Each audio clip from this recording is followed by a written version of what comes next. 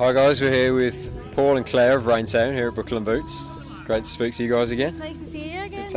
Thank you for having us. We appreciate it, man. No worries. You've got a headlining slot at Buckle and Boots tonight, so how much have you been looking forward to that? We've been really looking forward to it. Like ever since it came into the diary, we've been really looking forward to this weekend, and we were hoping the weather's going to keep up, but it looks good. So yeah, so far so good. Yeah. And the atmosphere seems really cool. Everybody's really chilled, so we're hoping. It's such a good atmosphere. Mate, that's as soon as we drove in, actually, we were saying, how cool is this? And because of where it is situated, you effectively can have the music on for ages, can't you? Hopefully none of the guys down here are going to complain camping. Exactly.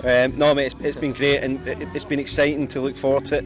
And to be honest, to be able to catch up with friends who we're all doing different tours, dates and different things, so you don't get catch up that often. In fact, it's nice to have everybody in the same place at the one time. Yeah, and we caught up with the guys for Dexter, Gareth and Deanne, and I've not really seen them.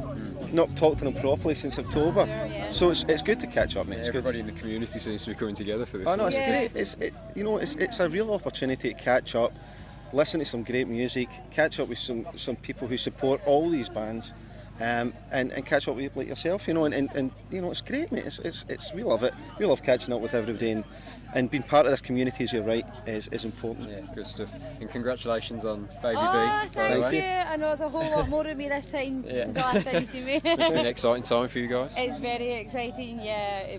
We've got about 3 months to go before we become parents, and it's just been really manic lately, like getting everything so prepared, not even just to be parents, but to like be parents on the road with a baby. Here's the thing I didn't appreciate, and everybody can have a laugh at this, right? So this is first time daddy syndrome. So we go to buy the pram. Mate, I was like, you're joking? I could buy a car for this. Yeah. I couldn't believe the prices. Claire was laughing at me saying, like, how much that's do you normal. think the pram cost? I was like, £400. We're so lucky that our mum volunteered to buy the pram. Yeah, we're very lucky, very lucky. Is she going to be a country fan like her mum and dad? Oh yeah, I mean she's getting country music constantly at the moment. Well, she is, every morning she gets... Every morning, every morning. Getting country music, and at night time, and it's sad to say we actually do play our own songs there as well, don't we? Absolutely, we say this is mum and dad. Yeah, we're bonding. Oh, brilliant. Do you think you'll be encouraging a career in music?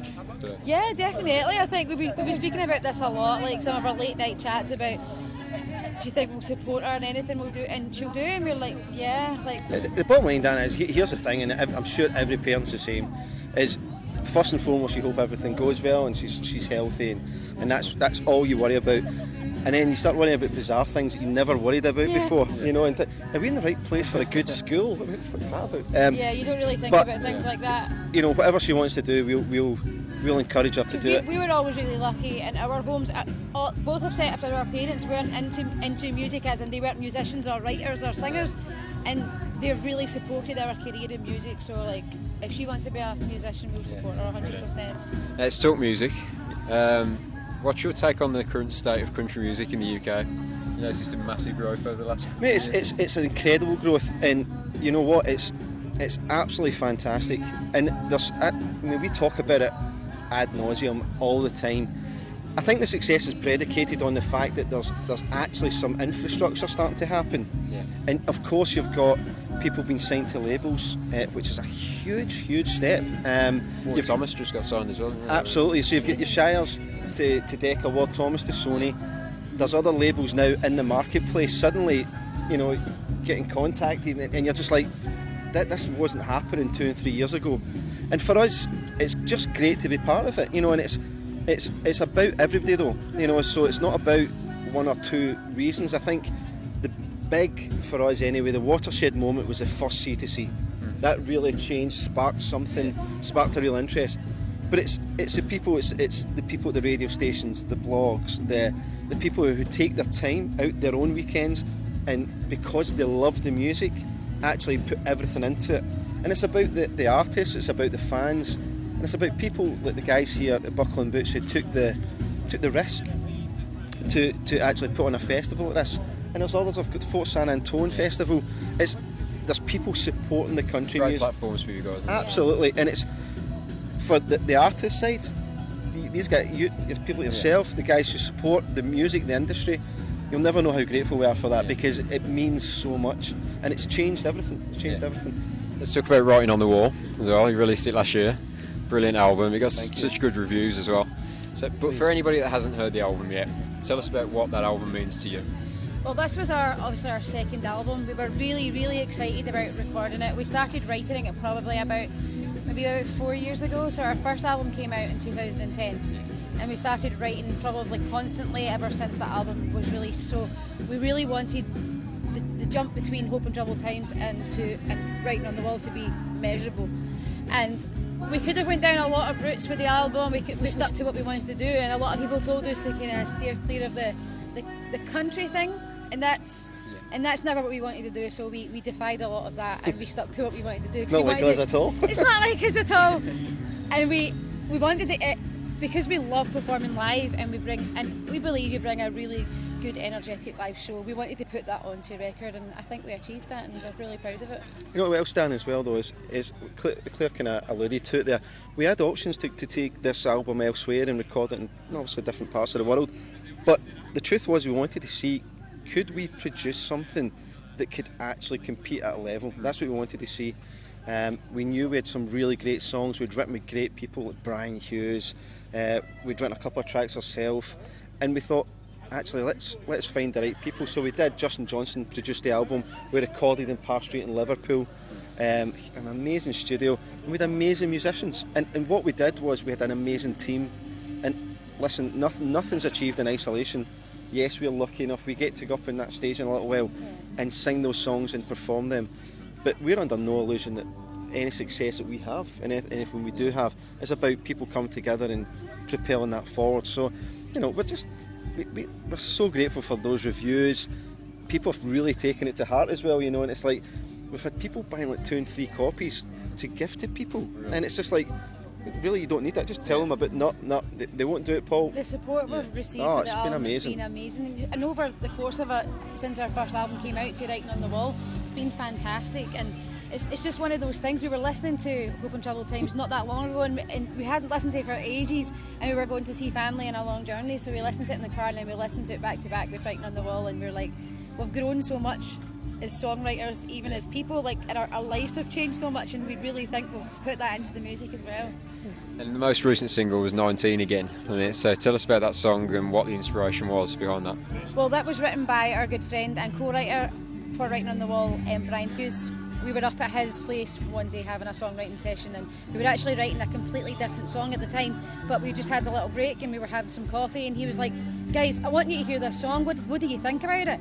And he started playing along, and we were like, I gave Paul this little look as if to say, we need to get that from Brian, we need to take that song.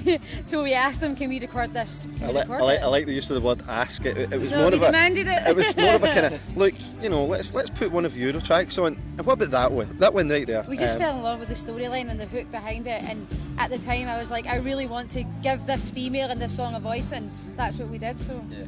I love the music video for it as well. It's got like a real country feel to it, hasn't it? Mate, do you know, we worked with Philip Haywood for that, and he's amazing. Phil's just, the quality of his work's incredible, very cinematic. That was just what we liked, and we've always liked about his work. But it was all his idea. It was his idea to have the actress in and do all her parts, and then we went up. We hadn't seen all that, so we didn't see it to the final cut. It was recorded filmed over a weekend, and we were only in on the Sunday shoot. Yeah. And we hadn't seen any of it. So like when we done our parts, our performance scenes, and then he sent us the cut. I mean, there was nothing that we sent back, and that's not like us. We usually rip everything to pieces, and we're like, change this, change that. But when we sent it, we were like, there's nothing in this I would change. And I think having Sarah in it, Sarah Hutchison, Sarah, who was our actress in it, but she just brought something very different to it, and she's such a nice girl. She's such a nice way, but she can really